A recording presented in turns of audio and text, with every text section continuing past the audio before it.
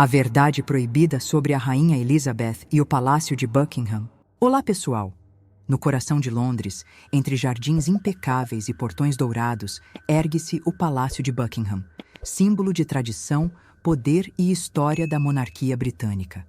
Mas o que poucos imaginam é que, por trás das paredes impecáveis, escondem-se segredos que jamais deveriam ser revelados. Esta não é apenas uma história sobre reis e rainhas, nem sobre coroas ou cerimônias. É uma história sobre o que se esconde nas sombras, sobre acordos que transcendem gerações e sobre os preços que são pagos, não em ouro, mas em algo muito mais valioso, a própria essência da humanidade. Nosso protagonista é Arthur, um homem invisível aos olhos do mundo, mas que, sem querer, se tornaria o portador de uma verdade proibida. Arthur era um arquivista, não desses que vemos em bibliotecas públicas ou em museus. Ele cuidava dos arquivos secretos do Palácio de Buckingham, um labirinto de corredores subterrâneos que não apareciam em mapas, nem eram mencionados em visitas oficiais. Seus dias eram preenchidos por silêncio absoluto, quebrado apenas pelo som das próprias passadas e pelo leve farfalhar das páginas antigas. As lâmpadas, de luz amarelada e fraca, lançavam sombras que pareciam se mover sozinhas, como se o próprio passado observasse, atento, cada movimento dentro daquele lugar. As estantes, feitas de carvalho envelhecido, erguiam-se até onde a visão não alcançava. O cheiro era uma mistura de papel antigo, couro ressecado e algo mais. Um aroma doce e estranho, semelhante ao de flores murchas, misturado ao mofo que impregnava cada canto daquele espaço esquecido.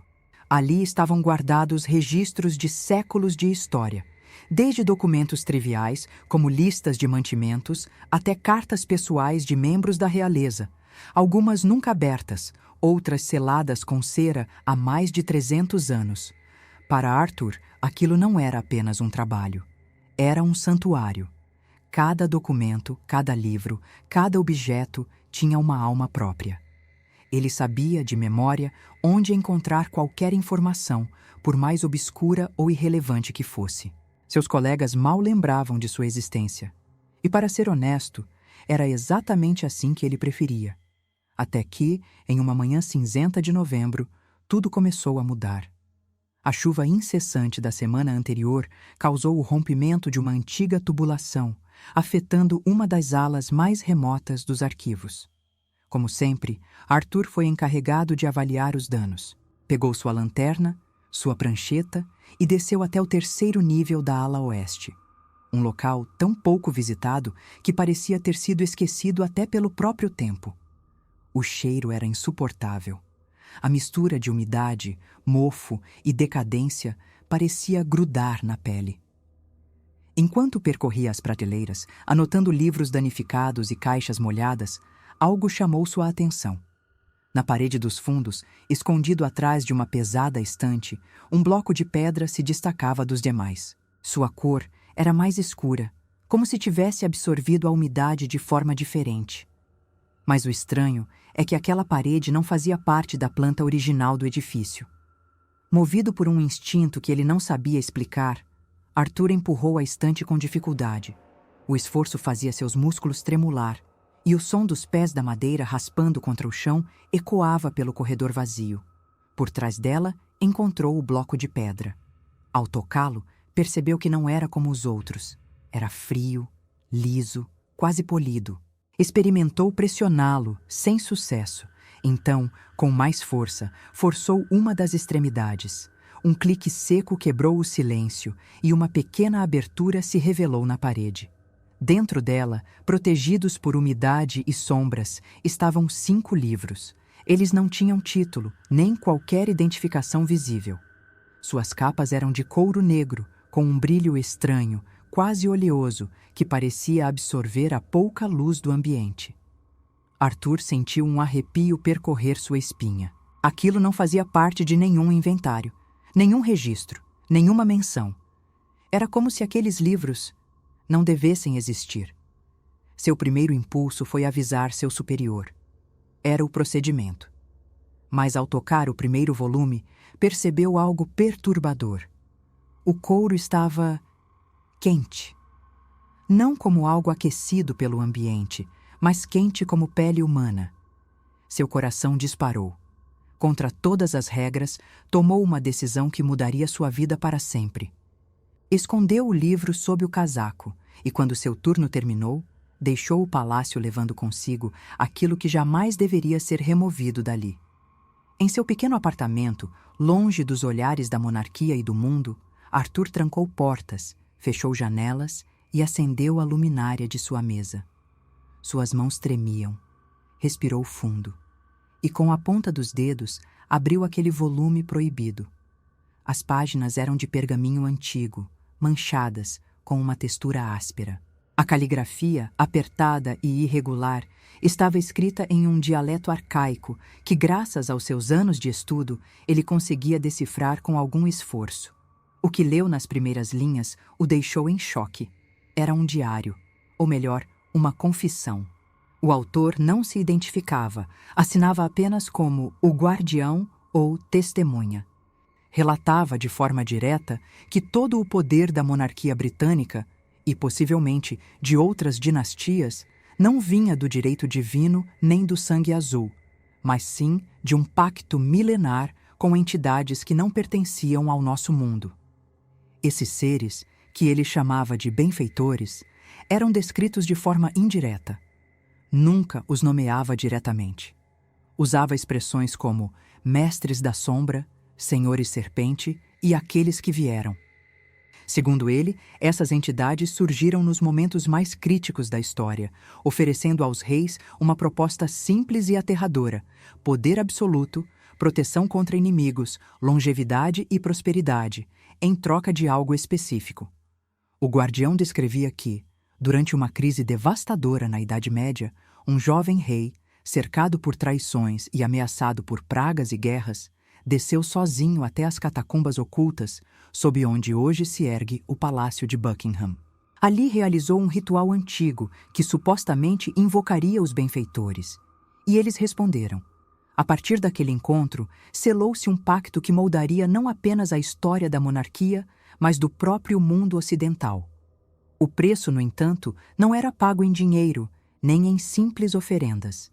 Eles exigiam duas coisas: lealdade incondicional e vasos. Essa palavra aparecia repetidamente no texto, sempre grafada em maiúsculas. No início, Arthur pensou que fosse uma metáfora, talvez um conceito espiritual.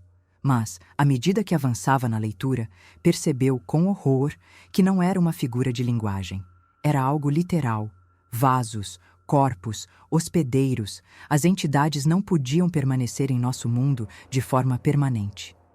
A luz, o frio, a matéria, tudo aqui parecia hostil a eles. Por isso, precisavam de corpos humanos para existir temporariamente entre nós.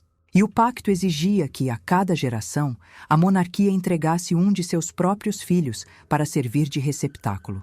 Não o herdeiro direto, mas sempre um dos filhos secundários. Arthur sentiu um calafrio percorrer sua espinha. Isso parecia delírio, uma alucinação medieval. Mas as datas batiam.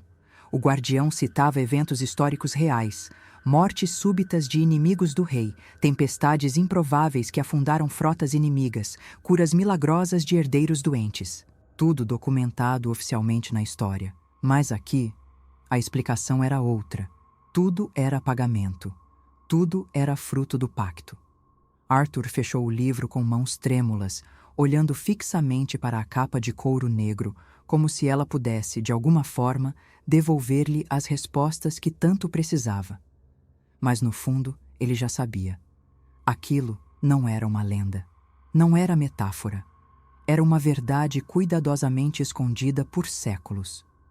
Nos dias seguintes, Arthur tentou, em vão, ignorar o que tinha lido. Mas sempre que fechava os olhos, as palavras do guardião surgiam, como se estivessem gravadas em sua mente. E quanto mais tentava afastar aquilo, mais forte se tornava o impulso de descobrir o que havia nos outros 4 livros ocultos. Na noite seguinte, antes do fim do expediente, voltou ao mesmo local nos arquivos. Repetiu o processo com a mesma precisão de quem manuseia relíquias sagradas. Retirou, um por um, os livros restantes e discretamente os levou para seu apartamento. Cada volume parecia mais pesado, como se carregasse não apenas informações, mas algo mais denso, quase opressivo. Ao abrir o segundo livro, percebeu de imediato que não se tratava mais de relatos filosóficos ou reflexões. Era um tratado detalhado, escrito por um médico da corte, descrevendo não apenas os rituais, mas a própria fisiologia dos chamados benfeitores. As descrições eram tão precisas que pareciam ter sido feitas por alguém que teve contato físico e prolongado com essas entidades. Pele escamosa, variando do tom verde escuro ao negro, olhos inteiramente dourados ou pretos, sem pálpebras, com uma profundidade que fazia quem olhasse sentir vertigem. Seus corpos eram altos, extremamente magros, quase esqueléticos, e exalavam um cheiro descrito como mistura de enxofre, ferro oxidado e algo semelhante ao odor de carne em decomposição. Mas o mais perturbador não era sua aparência, e sim o fato de que sua comunicação não se dava pela voz. Eles não falavam. Suas palavras surgiam diretamente na mente, com um som metálico, distorcido, acompanhado de uma sensação física, como se areia escorresse dentro do cérebro. O médico relatava detalhes dos rituais. As cerimônias eram realizadas em câmaras subterrâneas, construídas muito antes do próprio palácio. As paredes não tinham ângulos retos, como se fossem feitas de matéria orgânica, pulsante. A iluminação vinha de cristais leitosos que emitiam uma luz constante, mas sem fonte visível. No centro da sala havia sempre um altar negro, cuja superfície parecia absorver qualquer luz, criando a impressão de ser um pedaço de vazio, uma mancha de escuridão absoluta. E então vinha o preço. Todos os anos, no solstício de inverno, 10 pessoas eram entregues, 10 vidas. 10 presenças humanas apagadas como se nunca tivessem existido. Os relatos mencionavam que as vítimas eram cuidadosamente escolhidas entre aqueles que não deixariam rastros: serviçais sem família, moradores de rua, estrangeiros sem documentos. Seus corpos eram preparados durante 3 dias, submetidos a um jejum rigoroso e banhos em uma substância viscosa, de odor indescritível. Durante o ritual, suas consciências eram drenadas. A energia vital alimentava os benfeitores, e os corpos, lentamente, definharam até se tornarem apenas cascas ocas, descartadas nos esgotos sob Londres. O terceiro livro aprofundava como, com o passar dos séculos, os rituais foram adaptados. O surgimento da imprensa, da fotografia e, mais recentemente, da internet forçaram mudanças drásticas. Desaparecimentos precisavam ser mais discretos, mais sofisticados. A monarquia passou a controlar hospitais psiquiátricos, clínicas de reabilitação e instituições de caridade. As vítimas agora vinham dos invisíveis da sociedade moderna, imigrantes ilegais, dependentes químicos, sem teto. Pessoas cujas ausências não geravam perguntas nem investigações. Ao chegar ao 4º volume, Arthur percebeu que a narrativa dava um salto temporal significativo.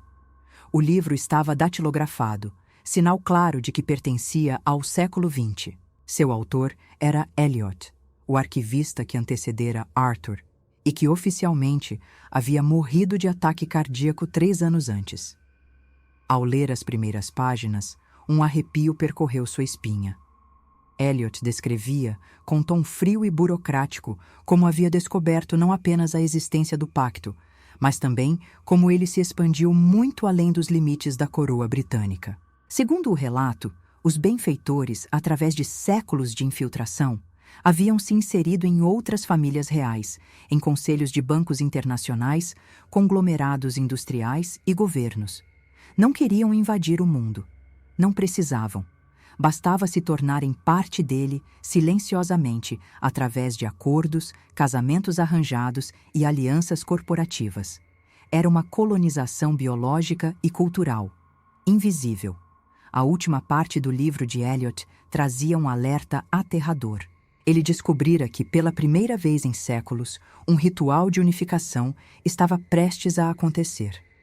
Algo definitivo.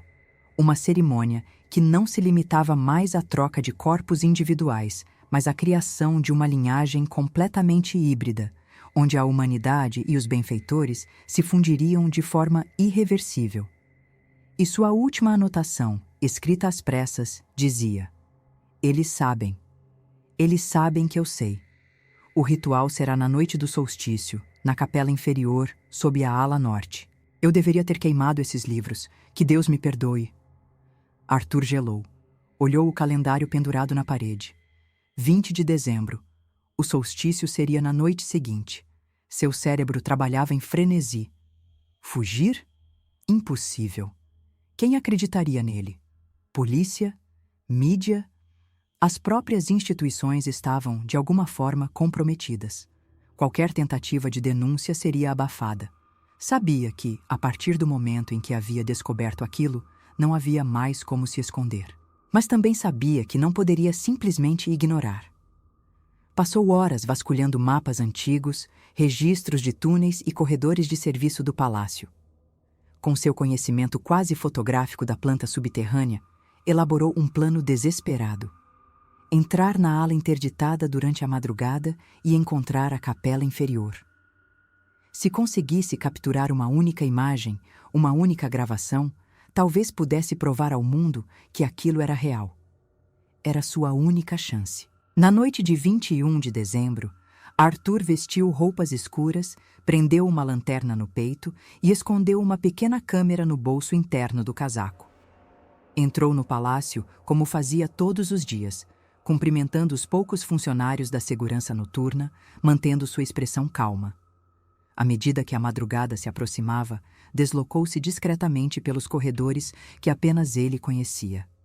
Desceu por escadas de serviço, atravessou túneis estreitos e respirou poeira, medo e adrenalina. Por fim, chegou a uma grade de ferro, enferrujada, que dava acesso a uma abertura estreita. Do outro lado, um salão gigantesco se revelava. A arquitetura era impossível. As paredes pareciam respirar. Não eram feitas de pedra, mas de uma matéria escura, orgânica, que pulsava levemente, emitindo um som grave, constante, quase imperceptível, como um coração monstruoso batendo sob seus pés.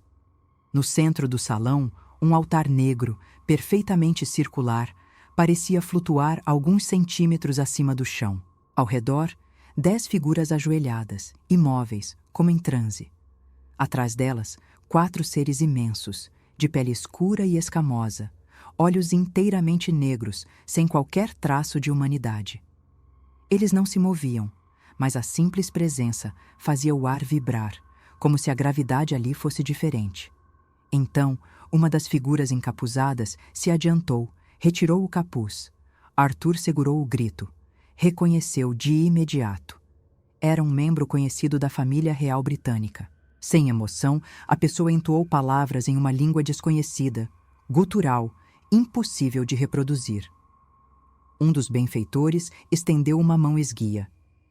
Fios de energia negra começaram a fluir em direção a uma das pessoas ajoelhadas, que lentamente se ergueu, caminhando como uma marionete, até deitar-se sobre o altar. Arthur, com as mãos trêmulas, ergueu o celular, tentando gravar. Mas assim que a luz da tela acendeu, por menos de 1 segundo, uma das criaturas girou lentamente a cabeça e olhou diretamente para ele. Arthur congelou. Não havia olhos, não havia pupilas, e ainda assim, ele soube, naquele instante, que estava sendo visto. E então, uma voz fria, metálica, surgiu dentro de sua mente. Ele está aqui. As figuras encapuzadas se viraram instantaneamente.